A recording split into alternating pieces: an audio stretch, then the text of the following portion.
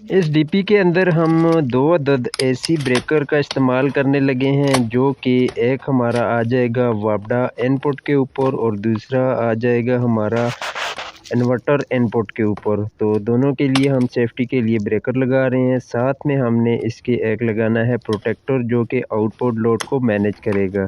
तो वो हमने इंस्टॉल कर लिए हैं। इसके कनेक्शन के लिए हम कॉपर की 729 की वायर इस्तेमाल करने लगे हैं।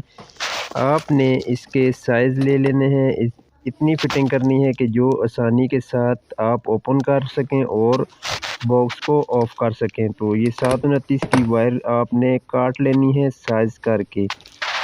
इतनी काटनी है कि आपको इसको ना बंद करने में कोई परेशानी हो और ना ही इसको आपको ओपन करने में कोई परेशानी हो। तो हमने इसकी 729 की वायर काट लेनी है। हमने इसके पीस काटने हैं, 6 पीस इतने काट लेने हैं। ये 6 वायर हमने साइज करके काट लेनी है। 6 वायर हमारी होंगी जी, ये 2 हमारी आ जाएंगी वापडा इनपुट हमने इस ब्रेकर के साथ लगा के चेंज ओवर के साथ देनी है। उसके बाद हमने ये वाली 2 वायर हमने इन्वर्टर की इस ब्रेकर से लगा के चेंज ओवर के अंदर देनी है और ये वाली 2 वायर हमने चेंज ओवर से करंट लेके ब्रेकर के अंदर इंस्टॉल करनी है। तो यहाँ तक उम्मीद है आपको समझ आ गई होगी। नेक्स्ट आगे वीडियो ये वायर के साथ हम क्लिप वगैरह लगा लेते हैं, तो आपको फिर अगला प्रोसेस बताते हैं। इनको फिलहाल साइड पे कर लेते हैं। ये हमारे पास यू वाले क्लिप हैं, जिनके साथ आप इनको लगाएंगे तो ये बहुत ही अच्छा इसका रिजल्ट आपको मिलेगा। इतनी आपने काट लेनी है वायर सारी।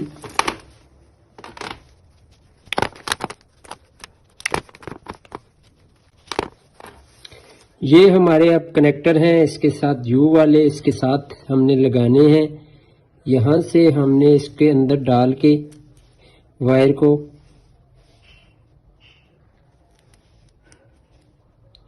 ये हमारी इसके अंदर वायर आ गई।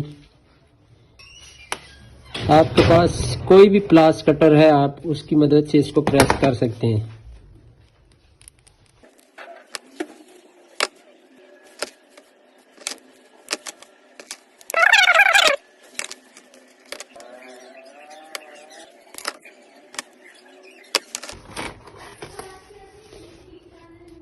तो व्यूअर्स हमारा यहाँ तक हो गया, हमने सबको कनेक्शन कर दिए। ये हमारे पास 6 वायर थी, हमने इनको यू कनेक्टर लगा लिए। अब हम इनको करेंगे सोल्ड। सोल्ड करने से फ़ायदा ये होगा कि इसकी स्पार्किंग लूजिंग ख़त्म हो जाएगी। तो अब हम इसको सोल्ड कर लेते हैं।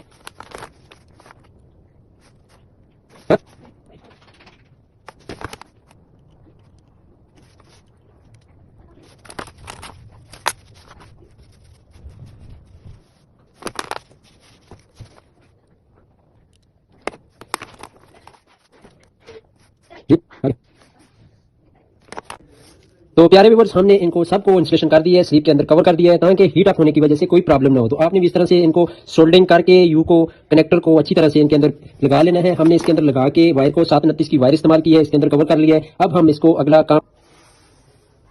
तो प्यारे व्यूअर्स यहाँ तक हमारा कंप्लीट हो गया है। हमने इसके कनेक्टर वगैरह लगा लिए। अब हमने इसको इसके कनेक्शन करने हैं। तो उसके कनेक्शन करने के लिए सबसे पहले आप 2 वायर इस तरह की उठा लेनी है। 2 वायर उठा के आपने सबसे पहले 1 नंबर ब्रेकर के अंदर लगा लेनी है। तो इसके अंदर लगा लेते हैं हम।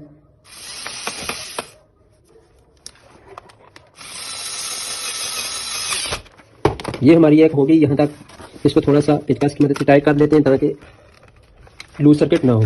तो ये हमारी लग गई। उसके बाद हम दूसरी लगाते हैं। ये आपने ध्यान में रखना है, ये हमारी इस टाइम जो आ रही है वो वाटर लाइन की हम इंस्टॉलेशन कर रहे हैं। फिलहाल जो आपकी मीटर से बिजली आएगी उसकी वायरें हम कनेक्शन कर रहे हैं। ये 2 वायर्स हमारी जो आ गई हैं, ये वापडा का कनेक्शन जो हमने करने हैं वो वाली वायर आ गई हैं।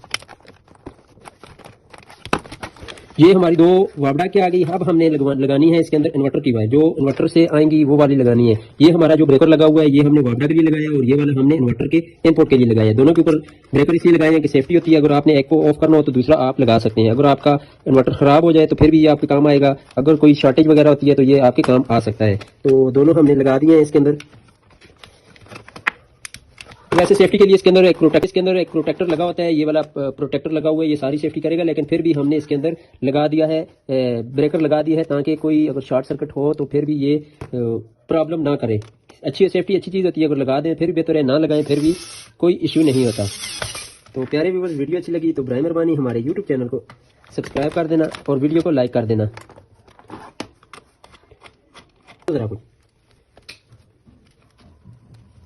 तो प्यारे व्यूअर्स, हमने इनकी दोनों आउटपुट निकाल ली हैं। ये हमारी आ गई वापडा की और ये आ गई हमारी इन्वर्टर की आउटपुट। तो यहाँ तक हमारा कंप्लीट हो गया है। अब हमने इसको कनेक्शन करने हैं इसके प्रोटेक्टर के।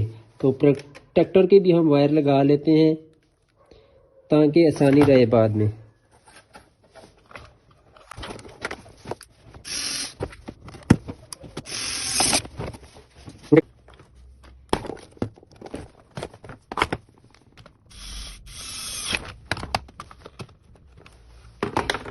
तो हमारा यहाँ तक हो गया। इसके बाद आपने जो चीज़ नोट करनी है, वो नोट करने वाला काम ये है कि आपने सब के ऊपर मार्कर के साथ निशान लगा लेना है। इसके ऊपर तो न्यूट्रल फेस लिखा हुआ है, आपने इसके ऊपर भी मार्किंग कर लेनी है। ये हमारी आ गई न्यूट्रल वायर और इसकी हमारी आ गई ये वाली न्यूट्रल वायर। ये हमारी एक न्यूट्रल आ गई, ये हमारी दूसरी न्यूट्रल आ गई। ये आपने देख के ध्यान में रख के लगानी है, न्यूट्रल फेस उल्टा ना हो, बाद में प्रॉब्लम होती है। तो इधर भी हम मार्किंग कर लेते हैं। ये हमारी न्यूट्रल आ गई और ये हमारी लाइन की आ गई। इनके ऊपर मार्किंग नहीं हुई तो हम कर लेते हैं ताकि भूल न जाए। ये आपने नोट ज़हन में लाजमी बात रखनी है कि ये मार्किंग लाजमी करनी है। तो उसके बाद थोड़ा सा वीडियो लंबा हो जाएगा, लेकिन आपको समझने में आसानी हो जाएगी। आपको दोबारा कोई वीडियो देखने की ज़रूरत नहीं पड़ेगी। अब आपने चेंज ओवर को नोट करना है। चेंज ओवर हमने चेंज ओवर के कनेक्शन करने हैं। ये आपको दोनों साइड अलग अलग मिलेंगी, तो ये साइड आपको कॉमन मिलेगी। तो ये हमारी आ जाएगी आउटपुट और ये हमारी एक साइड पे आ जाएगी वापडा की और दूसरी साइड पे आ जाएगी इन्वर्टर की, या आप जिसका भी कनेक्शन करना चाहते हैं। इसके ऊपर दो कनेक्शन आप चला सकते हैं। तो हमने एक साइड पे वापडा चलाना है और दूसरी साइड पे चलाना है इन्वर्टर चलाना है। तो दूसरी साइड पे हमने इन्वर्टर के कनेक्शन करने हैं।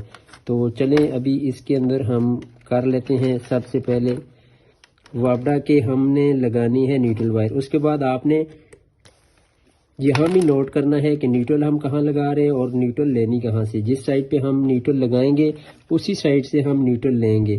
तो हम इस पहले वाले पॉइंट से ले रहे हैं न्यूट्रल और दे भी वहीं से रहे हैं। तो अब इसको यहाँ पर आपने कनेक्शन कर लेना है।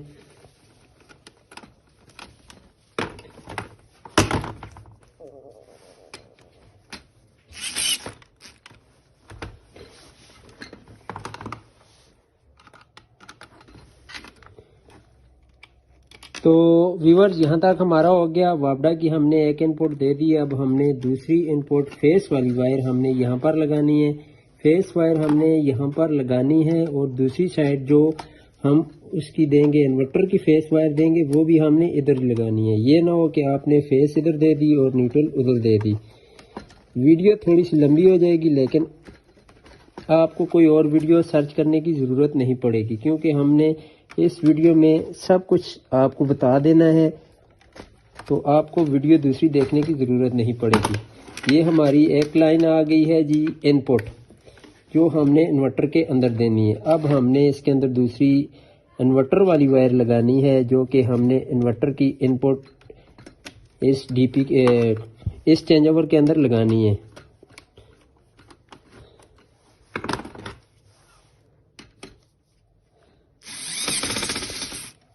एंड में मैं इसकी डायग्राम भी बना के दे दूंगा वीडियो के अंदर, ताकि आपको अगर कहीं से समझ नहीं आई तो आप डायग्राम देख के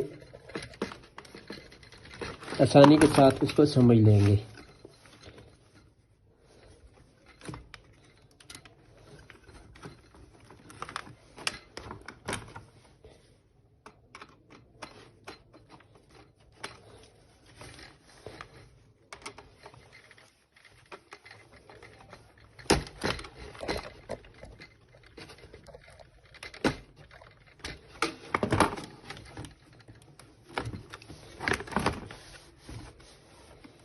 ये हमारी आ गई जी। फिर से आपको बताता चलूँ, यहाँ से हमने वापडा इन करनी है, वो यहाँ चली जाएगी। यहाँ से हमने सोलर इन्वर्टर की इन करनी है, वो भी यहाँ चली जाएगी। उसके बाद हमने यहाँ से आउटपुट लेनी है, जो इसके कॉमन वायर है वहाँ से हमने आउटपुट ला के इस प्रोटेक्टर के अंदर छोड़नी है, ताकि आपका आगे जो भी सिस्टम है, अगर आपका इन्वर्टर ओवर वोल्टेज देता है या फिर आपका वापडा का ओवर वोल्टेज आते हैं, कभी कभी हो जाता है पाल्सेस के ऊपर नीचे हो जाते हैं, तो वो भी ओवर वोल्टेज दे देता है। इसके अंदर सेटिंग होती है, वो इसको कंट्रोल कर लेगी। आपने एम्पेयर भी इसके ऊपर सेट कर लेने हैं। मैंने एक और वीडियो में बताया हुआ है कि इसके आप कैसी सेटिंग कर सकते हैं बेहतरीन। तो आप जो भी लें उसकी सेटिंग आप खुद कर लें, अपने हिसाब से मैनेज कर लें, ताकि आपको बाद में परेशानी ना हो। तो अभी इसके हमने कनेक्शन करने हैं। तो ये कॉमन वायर आ गई। कॉमन वायर का मतलब होता है कि आउटपुट आपके कनेक्शन आ गए। तो इसको अभी लगा लेते हैं हम। ये अभी हम लगा रहे हैं जी आउटपुट जनरेटर, इसकी सोलर की और वापडा की, दोनों की आउटपुट यहाँ पे आ जाएगी।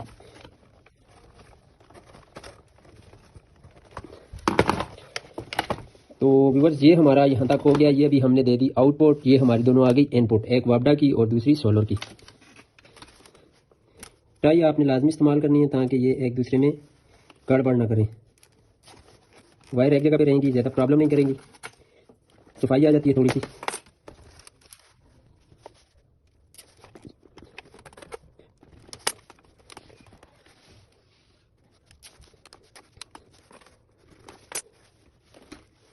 स्लिप लगाने का फ़ायदा ये होगा आपको कि आपकी हीट अप होगी। अगर वायर हीट अप हो जाती है तो वो आपस में शॉर्ट सर्किट नहीं होगी, आपका ज़्यादा नुकसान नहीं होगा।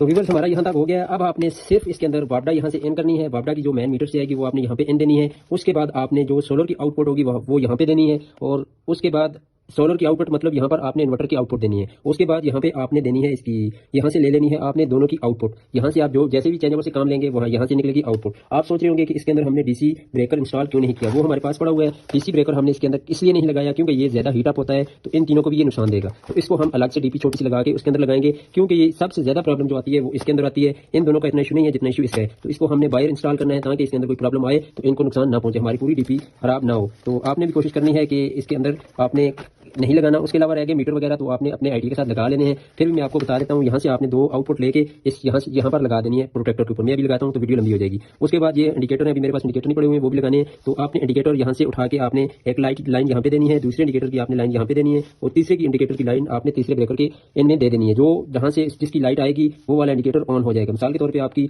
वापडा आ रही है तो वापडा ऑन हो जाएगी, वापडा का इंडिकेटर ऑन हो जाएगा, सारे इंडिकेटर उस हिसाब से काम करना स्टार्ट कर देंगे। तो व्यूअर्स, वीडियो अच्छी लगी तो मेहरबानी सब्सक्राइब कर देना। मिलते हैं एक नई वीडियो के साथ। अल्लाह निगहबान। शुक्रिया।